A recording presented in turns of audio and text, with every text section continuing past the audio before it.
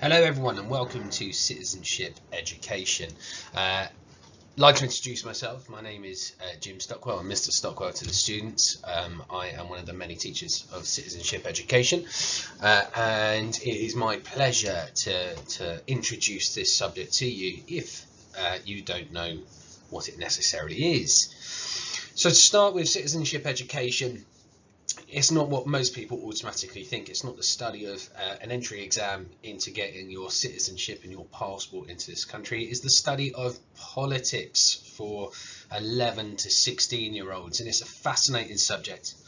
It's a subject that really does guide our futures and enables us to have an informed group of citizens coming out of the education system, contributing to society, and more importantly, helping our society to improve. So let's get on with the tale of this subject. So to start with, citizenship education in GCSE takes a structure of 5 different themes. Now the first theme is living together in the UK. Theme B is democracy at work in the UK. Theme C, law and justice. Theme D, power and influence. And theme E, taking citizenship action. And as you can see, in terms of that study of politics, this really is the crux of the political sphere that we live in.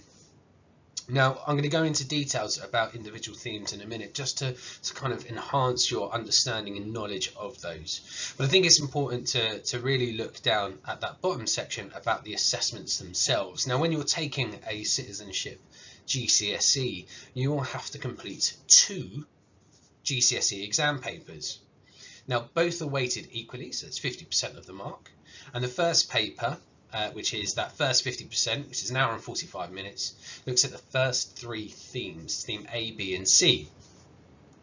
Now it's a very good exam paper in terms of its structure. It's quite an easy one to understand and follow the flow. However, where we find most children find a bit of a stumbling block is the essays, and I can assure you that we extensively cover those essays throughout the study of this course over those 3 years. Paper 2 looks at power and influence and then taking citizenship action. So it seems like a smaller paper, but there's a lot more to write about, and that particularly comes down to theme E. And like I said, we'll go over that in just a second. So looking at those topics and starting with theme A, living together in the UK, what we do here is we start looking locally.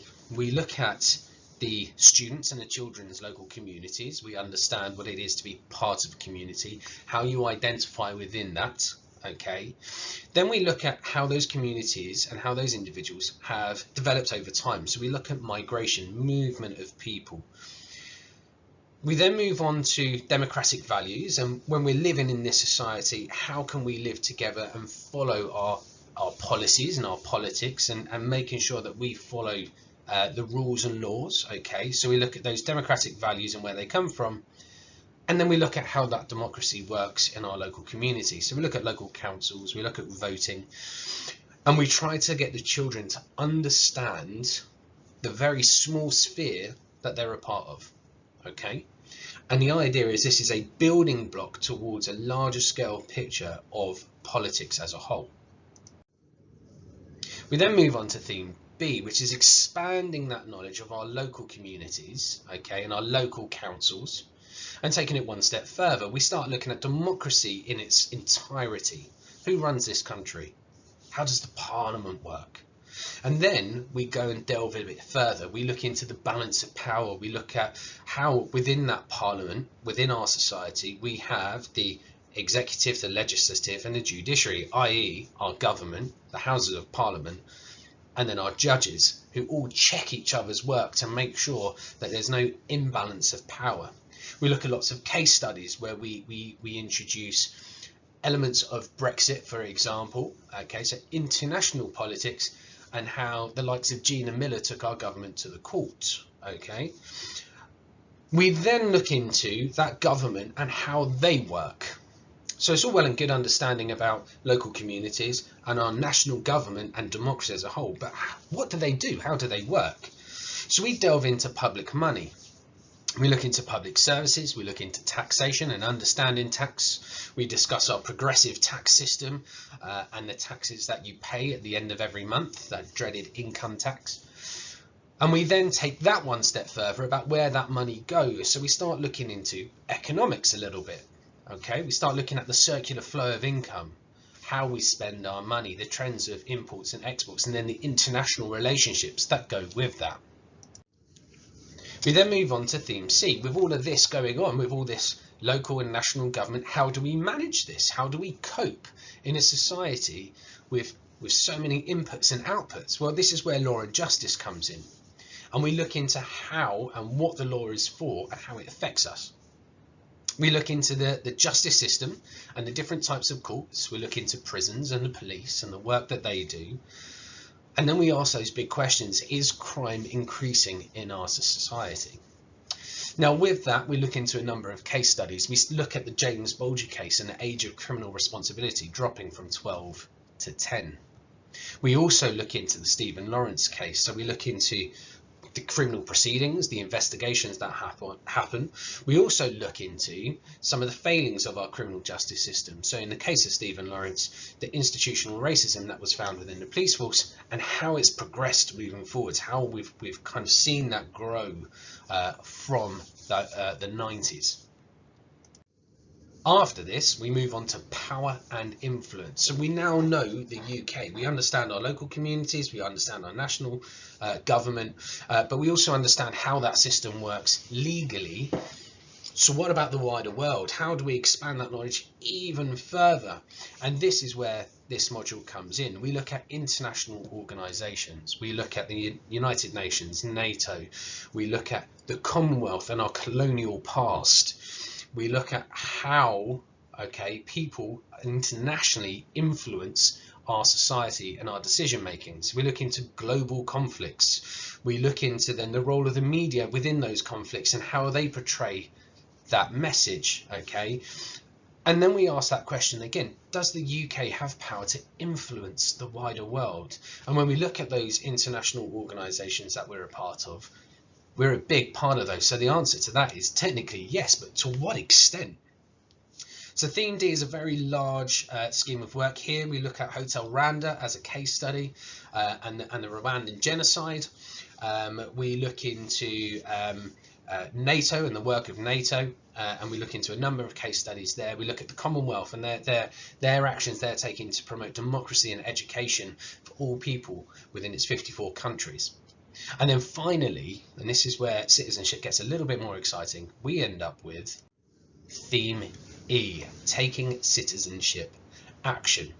And what we do here is we take all that knowledge, of local, national, legal and international politics, and we try to put it into context. We try to understand the big picture of our role in the UK in our society. We try to take that subject knowledge of individual topics that we study, including things like human rights, dictatorships, and then we try to get the students to not just understand it, but to influence around that, to make a difference, to create a benefit or a change in society.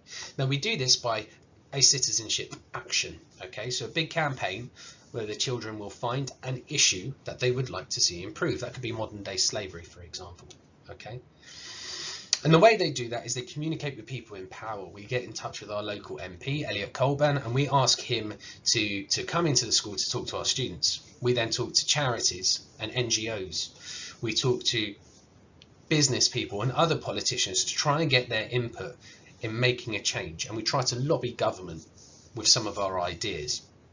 Now in this topic, yes, there's lots of subject knowledge that the children need to know, but they also have a range of citizenship skills that they learn and will need to use. And that includes research and inquiry, planning, collaboration, and in my mind, more importantly, advocacy, the ability to communicate, use that political literacy, to share their information and convince someone to join them.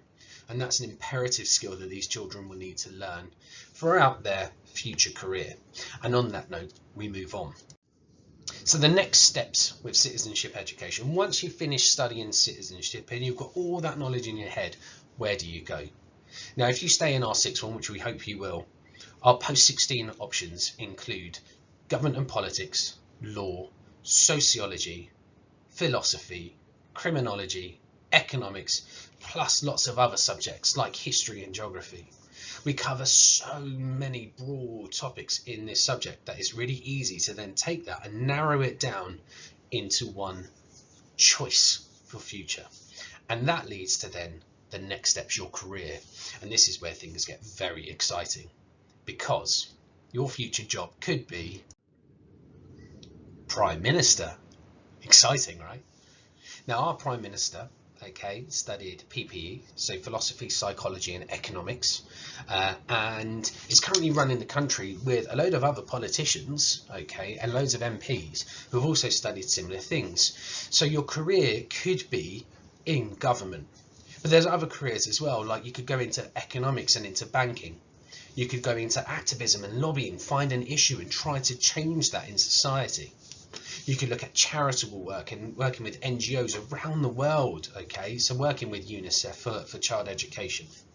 You could look at law, becoming a lawyer or a barrister and understanding how our legal system works. Or finally, another option would be something like me, becoming a teacher. Now, this is the end of our subject study. What I would like to say is, if you do want to know more, feel free to get in touch at any time. Our information is on the school website. You can ask your children about it, and children, you can come to us whenever you want. We're always available to have a chat. I hope you do enjoy this subject. I hope you do take this subject for your GCSEs, and hopefully next year we'll see all of you studying this subject and learning more about your contribution to our world. Many thanks.